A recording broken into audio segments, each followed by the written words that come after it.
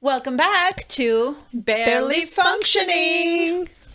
Speaking of barely functioning today, I'm totally barely functioning. I got pulled over on our way here in the parking lot. I don't even speed when I drive. No, you and don't. I was going 12 over or 10 over. 10, whatever. And I just feel like I just want to let the LVPD know that I did not deserve the ticket you gave me today. Yeah, usually... She does, but I don't. Usually, I drive us here. And one time you drove us here. The one time I drive, I get pulled over and I never speed. And you usually drive like a grandma. And Because I'm the one cautious. who drives. Yeah, that's great. Yes, I'm a safe person. And I'm You're the one. the psycho driver. Yeah. And anyway, I'm upset. I don't deserve it, but we'll move on. So on this lovely episode, we want to talk about something dear to our hearts, and to the bones, and our culture and where we came from. And we talked about it on the last episode, or whenever. It's a blur now. I don't even remember. But we talked about where we come from. I was born in Albania. In South Albania, to be specific, because it's just the best part of Albania. And I grew up in Athens and Vegas, and you came. I drove here from Armenia. And you drove here from Armenia. For those that don't know, you got to go and watch the episode. Our first episode, yeah. Yeah, Narine drove from Armenia all the way to Vegas. And we just want to talk about our rich, beautiful background, our culture, our heritage, what made us us. So everybody can understand why we're barely functioning. And the psychoness behind us. It's because of our culture. Definitely, yeah. Bringing up our upbringing, you grew up here. Yeah. I was raised mostly in Armenia. It's so different from United States culture. And having that background of more conservative culture, more that women serve a different purpose in a sense of they're raised differently than men. And that is shaping us more as we grow up to be who we are. Yeah. And then coming here at a certain age and seeing a different type of culture, more free, more outspoken women, you start feeling like, okay, what do I do? And your eyes are opening up, and we go through a process. Yeah. It's a process for sure. Yeah. I have a question for you. Okay. Growing up, did you like how I just went straight to A there? little bit, okay. Very efficient on this episode. Growing up, what did being a good girl mean in your family? I think that's I know it might sound like a stupid question, but for us, it's deep. It's deep. It cuts deep. I mean, where do I start? Stop me if I go too long. Okay. We have 30 minutes, so go on. Go on. Okay. Well, first, you have to be obedient. Oof. Whatever your parents say, your elderly people say, your brothers say, any family member says goes. You listen, you nod, you say yes, and you say thank you. Respect, which I like, and I will continue implementing it. Respect to everyone. The education that you need to just study. However, you're not... They don't see you as a career person. You're not going to go into work. You are pretty much raised to marry and to raise breed. a family. And Well, and it comes with a lot of other small things like, okay, well, you came home from school with your sibling who happens to be a boy. Yeah. Well, sibling, you go sit there, relax, and you, Come here, cook. Set the table, clean, wash the dishes, and all that stuff. And then don't forget to sweep the floor at the end. I'm sure that you have that similar in your culture. Totally. It's the way you behave, the way you carry yourself in society. You have to be viewed as a good girl because your image also affects your family, and it's the image that everybody in our cultures unfortunately lives for the image we portray to other people. So it's whatever happens inside closed doors, it's one thing, but outside in public, we all have to be perceived a certain way. Because we're representing the family. We're representing the family. And because of our families come with, generational traditions. So you have to maintain that. Definitely. So, I have a question for you. Okay. On that note, how people perceive you. Do you ever feel like your ambition was too masculine for your culture? Jeez. I know. All I heard is, why are you masculine? Just kidding. Well, it started in, I definitely think, or I definitely feel that I was always perceived as I've always been extremely ambitious, and it's always been perceived as a little too ambitious and masculine, because women usually in our culture, especially during the time that I was graduating, college or whatnot, you automatically were supposed to marry and start a family and be a good housewife. And that's just within the Albanian culture, majority, not for all. But what I love about my family is that they've always, especially that I grew up in a house full of men and have 3 older brothers, they've always pushed me to, shout out to them, they've always pushed me to only look at my career first, to make sure I became independent, because they were always reminding me that the reason we left Albania behind and come to this country is so we can finally go after all these opportunities and dreams and make all of our dreams come true. Especially that was the baby in the family. They're like, we want to make sure all your dreams come true. So that's focus beautiful. On that, and you're a good person, and the rest will, finding love and finding happiness in a marriage and children will come naturally. It's always going to be there, but you got to make sure you create that independence for yourself first. And they hyped me up, I think, so much my whole life that it's always been it was always, I think, my only goal, more than having a marriage or a family, because I always thought I'm going to have that eventually at some point. But I was always pushing for my career. And within my culture, other families, Albanians or Greeks or whatever it may be, or just any other nationality other than American, would always say, well, I think you've worked enough. Like, don't you want a husband to take care of you now? Shouldn't you just stay at home and have some children? Or you're beautiful, you should be able to find a guy. It's like, okay, well, it's not that I can't. It's not like I'm looking. Yeah. Right now, because I'm looking for a bigger picture, a bigger dream for myself. And also the pressure of my family sacrificed so much to get here. I have to give back by making something of myself, so. And so yeah, I yes, guess you're, as I know your family really well, and I know how much they motivate you and how much they support you, and same my family too. So we are lucky from that perspective. They're lucky. However, like seeing in our culture that is so reinforced for women to take kind of like a second place next to men, that sometimes creates, it saddens me a little. Yeah.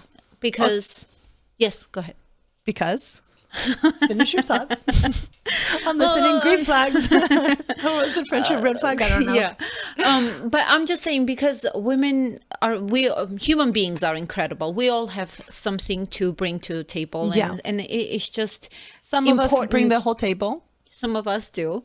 And it's important to respect each other. Whether you're a man or a woman, it doesn't matter. Equality counts, guys. Absolutely. Okay, I have a question for you back. Okay. We're making this a little fun. We're adding some questions. We're adding some spice. Which we didn't We're trying to get, we didn't prepare for any of it. So you roll with us, and God bless you for watching. Do you think you're raised more for marriage from your family? Yeah. Or do you think you were raised more to pursue independence? Definitely for marriage. Definitely for marriage. Wow. Because,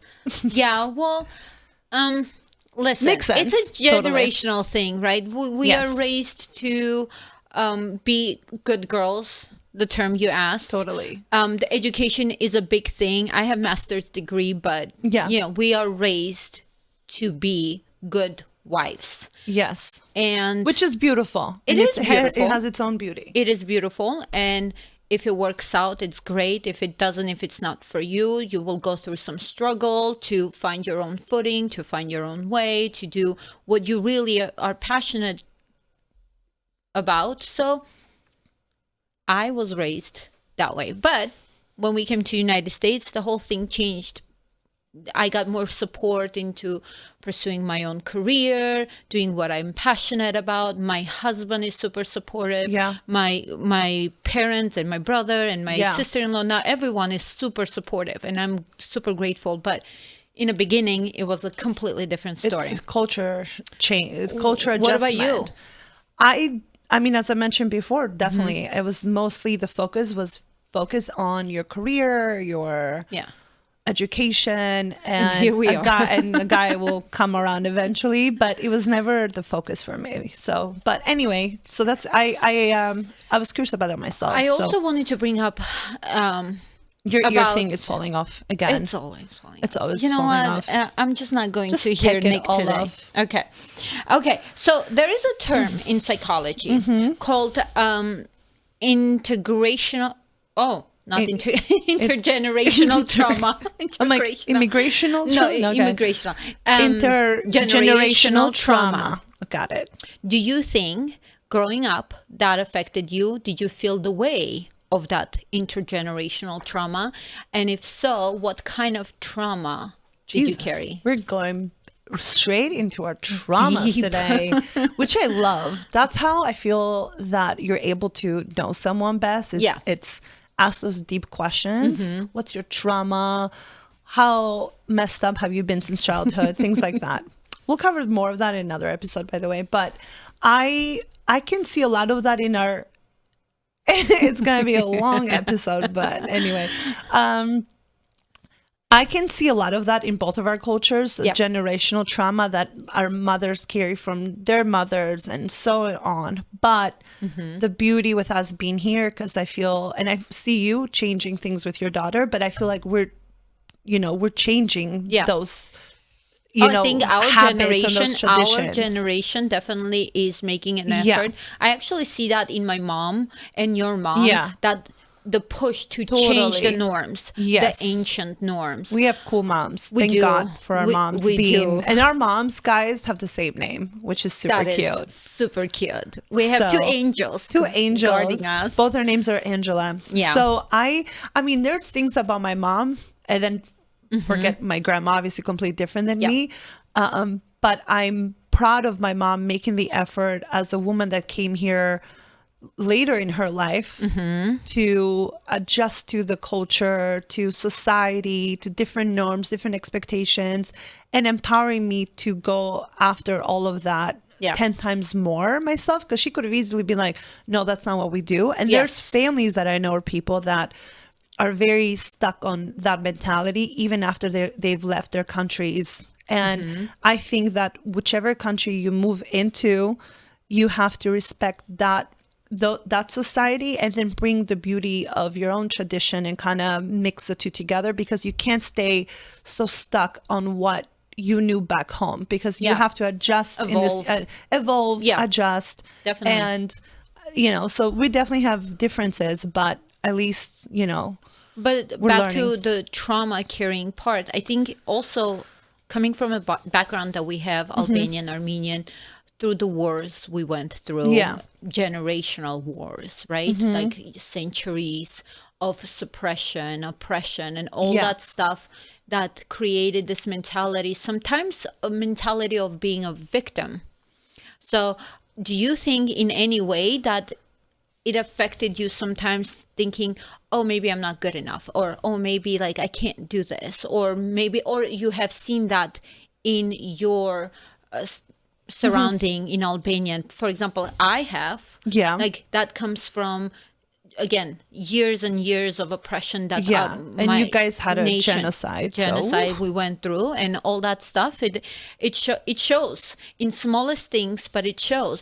Sometimes we're afraid to speak up. Sometimes we're afraid to say something, and we're so careful. What are other people thinking of us? How do they view us? How do they perceive in what's going on? And we're so concerned of what other people think of us that we forget to really take to a moment. be true with ourselves. Yeah, to take a moment and truly understand who we are, what we want to do, and what makes us happy. I mean, in our culture, there is no such thing as therapy. Yeah. Nobody believes in therapy. No. But they do believe in vitamin D, God in the sun, hang out, do some yard work, do some house chores. Yeah. If I tell my mom I'm feeling sad, I'm not good, she's like, okay, good. Pick up the broom, start cleaning. Yeah. Put some makeup on. You Put look some makeup on. hideous. You brush your hair. Brush your hair.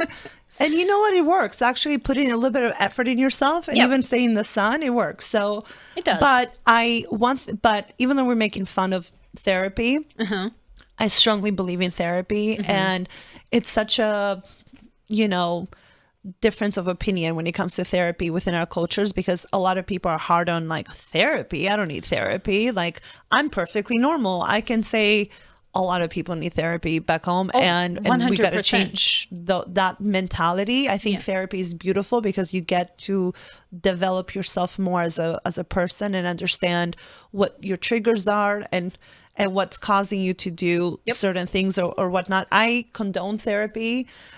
We do not give therapy on this podcast, but we condone therapy, if that means anything to anyone. Yes. And then also another thing that is happening in our culture, I think, is guilt tripping. Guilt tripping is huge. It's huge. Okay.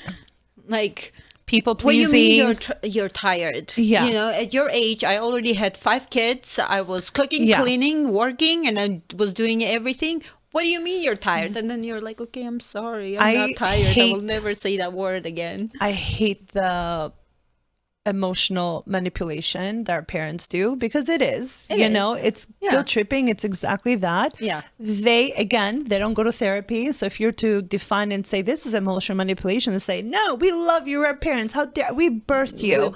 What do you mean we're manipulative? I gave my life to you. I dedicated the best years of my life. I sacrificed everything for you to be here now. No, but they do. Being as a parent, I see it. I understand it. But also as a parent, I know that I made a choice to have a kid.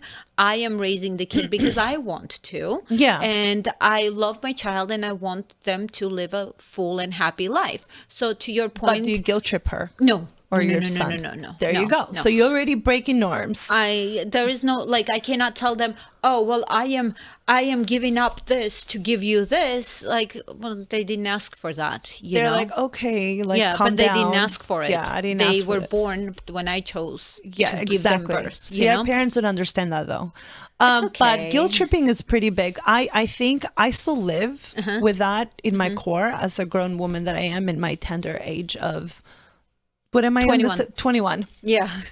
And the guilt tripping gets me every time. Like, even in friendships, work, especially with work, I feel like I didn't work hard enough. And the hardest thing I've had as I developed in my career, when I was an assistant level position, I worked so hard because I'm an assistant. I got to gain my way up there. The people pleasing in me. It's like, I got to do my best. Yes. I can't talk back.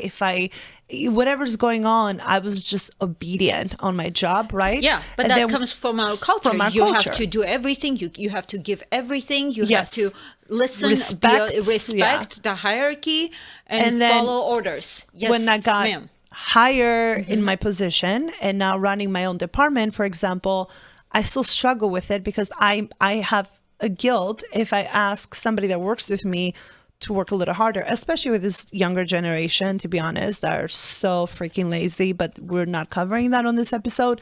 And if they do 2 things, they're exhausted and they'll call a union on you or something. It's just so difficult to work with people nowadays, the younger generation. It's a different topic, but I do not feel guilty because I work hard. I work hard and I expect everyone else to work equally as hard. So I don't feel guilty on that, but yes, there is a lot of I feel guilty I work hard and I feel guilty and I guilt trip myself because of that all the time. I'm like, oh, did I ask too much of her? Maybe she's like, poor thing. Yeah. And then it goes back to my people pleasing and guilt trip. I guilt trip myself like crazy over nothing sometimes. And you know what's the best? Well, not people pleasing or manipulation, actually. Manipulation thing is like when you don't call back right away to your parents and it's like the end of the world sometimes, and you're sitting there for like 30 minutes listening to them telling how horrible it is when you don't call back right away. Or you don't show up for a certain lunch or and they're like, it's okay. No, it's okay. And they're always sick. They're always like, no, my heart blood pressure that I was measuring. Albanians love measuring their blood pressure it's like a Olympic sport in their homes. It's all they do. Okay, so hold on. I had a question for you and I lost it. Okay. What's something that maybe you still feel guilty for, even though, like logically you can comprehend that's no reason for you to feel guilty for, but it still affects you? Well, I think we already covered that. Sometimes when your parents told you that they gave away so much to raise you. Yeah. Like I feel guilty about that sometimes, and I understand, and I feel I shouldn't be. I know I shouldn't be feeling guilty, but I do. But have you set boundaries with them? I have. Okay. I have. Okay. I actually Good for have, you. and it's important to do so. And it took a very painful conversation, not one, multiple painful conversations to set those boundaries. But I think also being in the United States and my parents also evolving and seeing the culture, the more open-minded culture here, they also were open-minded to hear what I have to say and to accept my boundaries. That's good. Yeah. And not only with my parents, actually, the boundaries I'm starting to set with pretty much everybody. Yeah. Everybody. We learn to set boundaries now because we were never taught to have boundaries. As a woman growing up in in that kind of society where only men can do certain things and you have to just go along with them. You know, it's so funny. There is an Armenian saying, and it's perfect to describe boundaries. And I'm going to translate. It says someone is spitting at your face and all you need to do is just wipe it and say, oh, it's raining. Oh, for you to understand sometimes, like the boundaries, sometimes it's just you let them walk all over you. It's like on your face. It's on your face. It's spitting on your face. You're like, oh, it's raining. It's just a mentality. I want to cover too, because this is has been important for me. Yes. Parents talking to us about dating, love or sex, those kind of subjects. Have your parents ever? Okay, I was going to ask you that. Okay. Yeah. If they ever covered the bee, what is it? The bees and the birds? The birds and the bees? Okay. Birds and the bees. Nick, you're the American one here. Nick is shouting in my ear right now. But I never had my parents cover that or my mom. Never. It was like a taboo to talk about sex or even love or even feeling love or even dating. Forget dating. I was never even allowed to date. They're like, you go ahead and finish school, career, do all that. And then you magically are married. You're married, and you have to be a good wife. And you have to be a good wife. And you need to know everything about it. Yes. You become pregnant and giving birth, and magically, how it happens, no one knows. And magically, you just end up finding your prince. Yeah. And we're taught that through Disney Channel, Disney movies and all that. Actually, the new movies, I love how they're more empowering. Oh, good. I need to watch. Girls. I need to go back and watch some Disney. But I think that one has always been a struggle for me because it was, it's how are you supposed to conversation? Yeah, and how are you as a woman supposed to find the right person if your family is not, getting around the idea of, hey, I have to date, I have to go on trips, I got to do this, I got to do that. Like for our cultures, that does not exist at all. And that's very hard and then you end up making some bad decisions because you have to take that decision making all on your own because you're not getting support along the way. You're just expected that when you bring someone home, he's the perfect prince. Yeah. And how do you find the perfect prince if you don't know what the perfect or the bad one look like? Not. On dating apps? No. It's a great question, and I think it's still a kind of a very sensitive subject. Although they are evolving back in Armenia. I know I can see the movement towards more open-mindedness, but it's still such a sensitive subject. Like, oh my God, it's not the end of the world. It's something natural that we have to talk about to make sure that people are aware. Yeah. Anyways, good question though. Okay. So on that note, was there something you were never allowed to do that everyone else around you could? That one. I would say dating. Dating. I always, people are going to prom or they're going to homecoming. And if a boy liked me and he would ask me out, I'd be like, no, you don't understand. Like I have older brothers, I have parents, they will kill me and you, and we cannot go to homecoming together. I couldn't go to the movies if boys were around because it was always a thing. But, I did learn to appreciate that when I got older because I could have gotten in some situations if I did a lot of that. But it has to be a good balance, not so extreme. Yeah. Boring. Well, that's how we grew up. That's how we grew up. Sorry to be so boring for you, boring, Nick. but it is true that this is our culture and that's how we were brought up.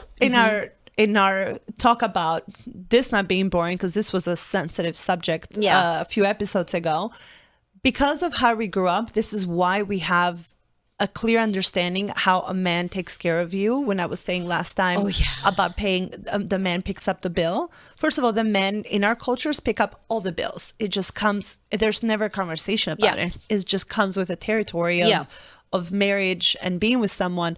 But in dating culture, it also comes with it absolutely. But I would transition those things that we know from our culture into our American culture. Like, for example, when I go on dates, I absolutely expect that the guy picks up the tab or the bill or whatever. So do I. But in this current culture here, we kind of got attacked recently for... Yeah, people were... actually, they watched the short film. The short clips that we have on Instagram, and where you express that you expect that, but it's like there was so much more to it that we're saying that first of all it's about dating. There you go. Yes, it's dating. I'm not saying with friends I'm going out and I expect a guy to pay. It's about dating. If you are inviting a girl to a date, you want to get to know you have interest in her. You're pursuing. You should wow her. You should treat her and be a gentleman. So we were so confused. I mean, we were cracking up on comments. I'm not looking for like a roommate, so I'm not going out to have dinner with you. Yes, so split the bill 50-50. How much is it? $15.98. Do you want me to Venmo you that? That's ridiculous. For each other, our friends, our families, we go over and beyond. Oh my God, we always fight. We do, and it was funny because we got called. What was gold diggers? Gold diggers. Deadbeats. Yeah. I mean, we're so deadbeat. It's hilarious. It's okay. And then some women were defending it, saying, I take care of my boyfriend and I do this and that. It's like, power to you. But that's why he's just your boyfriend. And kudos to all the men who said that regardless of the situation, they always act as a gentleman. Kudos to you guys. Yes. And thank you for watching, by the way. Thank you for watching. I thought all of you. Thank to all of you for watching and supporting. Seriously. Whether negative or positive comments. But I do have one more question, the last one. Okay. Do you ever feel like you're stuck between two cultures? Like you're not fitting in? Sometimes I do struggle with that. Sometimes, like if I'm around all my American friends, and American meaning they come from different cultures too, but maybe they're born here, generation or something. Exactly. I feel that, I crave my Albanian side or the Greek side that I was raised there. And sometimes it's just not relatable. Yeah. They think it's cool, but it's not relatable. Yeah. And then sometimes specifically if I'm with my Albanian friends and if they were raised a certain way and maybe their family still struggles with, the power dynamics at home between men roles and women's role and what a woman does in society and that kind of stuff, I feel that I can be met with some type of judgment for, I was engaged and I had to call off an engagement. And that for me, the decision for me to call off an engagement, the hardest decision for me, as you know, that we even talked about it then. And I used to vent to you about it is how do I call it off because I feel like I'm going to bring so much shame to my family or my culture. Because as a woman, if you call off an engagement, it's frowned upon. But if a man calls off an engagement, he knew what he was doing. Like, he must have had good reason, you know. Either way, you are the problem. Either way, the woman is a problem regardless. Either way, the woman is a problem. However, so I struggle with that, if that answers your question. Well, for me, I think two cultures they both have beautiful sides to it and some sides that you can question. Yeah. So our culture, what I love about our culture is how close we're with our families, how much we care, how much we show up for each other. We're always supportive. We're always there. Just take a phone call and we will rush to each other. So you don't feel alone. You're never alone. You know, at any given moment, someone has your back. Yeah. In American culture, I like the freedom of being who you are. Yep. And no judgment. I mean, some judgment, but being celebrated for being a woman. Being celebrated for being a woman. However, it's such a lonely place, I feel like sometimes. So both cultures can learn from each other. Both cultures and we're here to teach. I don't think we're qualified for it, but we can speak up our minds. And that's the beauty of it, right? So in a way, I think we both cultures have a lot to learn and a lot to give and take and embrace each other. So I'm grateful, forever grateful to have my heritage, my culture, and be present at this culture. And that's all I have to say. And what we have that I love is that we have, like you mentioned, just to touch on that, we have this unconditional love for each other and unconditional support that no matter what, where you're at night or day, your family is there for you. Yep. And my family ends up supporting and being there for all my American friends throughout my life growing up here. And that's the beauty of give and take between each cultures in a way. Absolutely. But that will be all for today. Is that it? Nick is like rushing us off. He's like, nobody wants to listen to you guys anymore. Shut up. I don't know. I can't hear you. I'm off. But please, thank you all again for all your support. Subscribe, share, and like, comment to all our channels, YouTube, Spotify. Please share with your family and friends, and we need all the support we can get. Yes. And also we were gonna have people, we're talking about having people send their stories. Oh yes. How about you share your cultural stories with us? We want to know that you grew up with ethnic parents. Let's just say that. Tell us all about your guilt tripping. We want to know. I love that. Yes. And thanks for joining our BFFs. Barely Functioning Family.